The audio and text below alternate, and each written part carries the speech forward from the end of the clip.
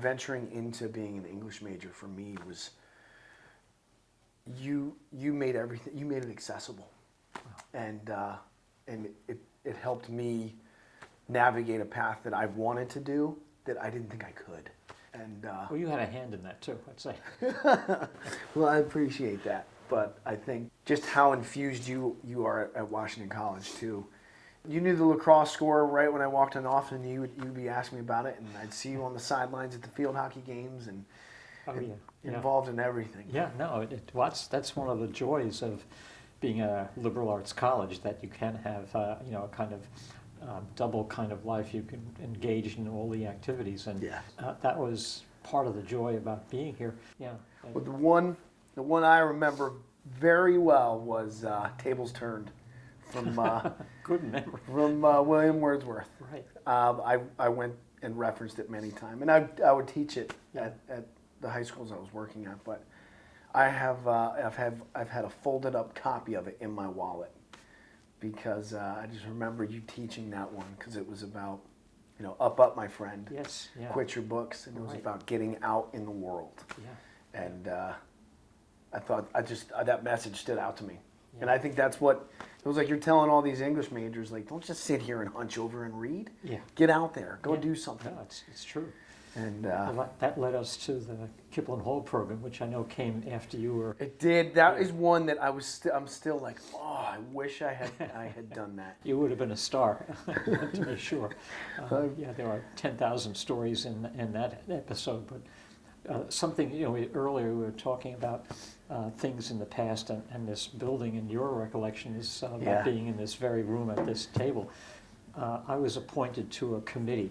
And the committee consisted of me and my family going to the college cafeteria and testing the food. Like, I felt like some kind of tester for one of those Roman leaders. And I had worked in the cafeteria when I was in college, and I hated it, but I needed it.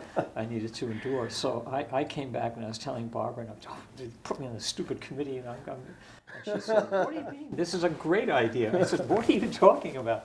And she said, "That we'll have 800 babysitters." I said, "Oh, I guess, okay." And it was very clear that was what she was going to do, which meant that's what I was going to do. So we got there. I said to her, the thing that's going to bother me about this, I can just predict it, is that I'm going to be handing back papers, and people are going to say, "Why did I get a C? Why did I get a D?" or something like that. And I said, "I don't really want to do that through dinner or breakfast or lunch." And she said, "Oh, get over it." And so it turns out that we did this for the whole semester, which was interesting, and we ended up really enjoying it. No one ever did that. No one kind of like crossed that line. Everyone was very respectful. And the other side of that equation came true, because what would happen was the cafeteria in those days was one big room. Yeah. And my daughters were 2 and 4. And so girls would come over and they'd start talking with them, and one of them was making I think it was Erin, putting makeup on her and things like that. So they were having a good time. But then I realized the reason they were coming to the girls is that they'd walk them around, and they'd start talking to fellas. I figured out that they were telling both girls, "See that guy over there? Let's go see him." And that was fine. We enjoyed that. But the thing is that what I really enjoyed was the fact that we could talk with students who I knew from class, or others I didn't, and we have really good conversations, and I felt like I really got to know the campus and the students pretty well. But the big event that that's still with me, it came to be Halloween, and my wife, of course, was right into that. Okay, we got it, and it was a costume party, costume contest.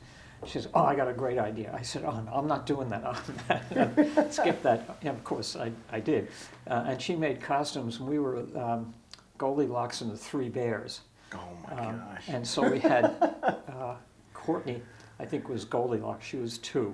And then Erin, myself, and Barbara, we had these. She made these things out of crepe paper, these costumes, and it had like a sponge nose, like a bear.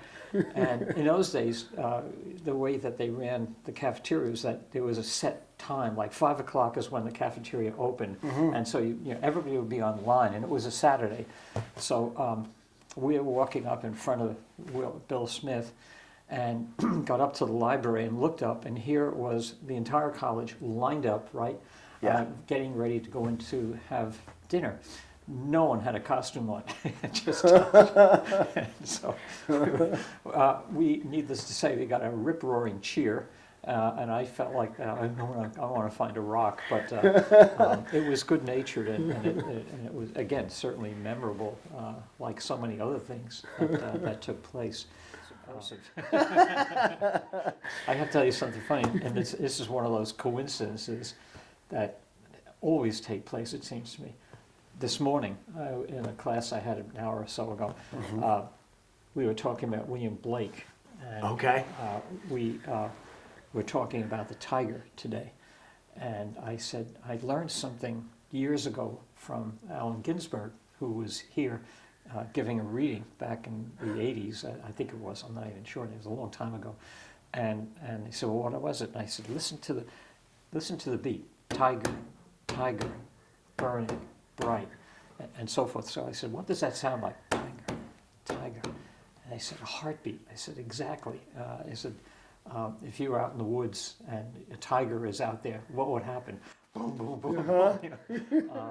And I was as I was going back to my office, I was thinking about, there were so many writers here that were of national and international reputation. Yeah.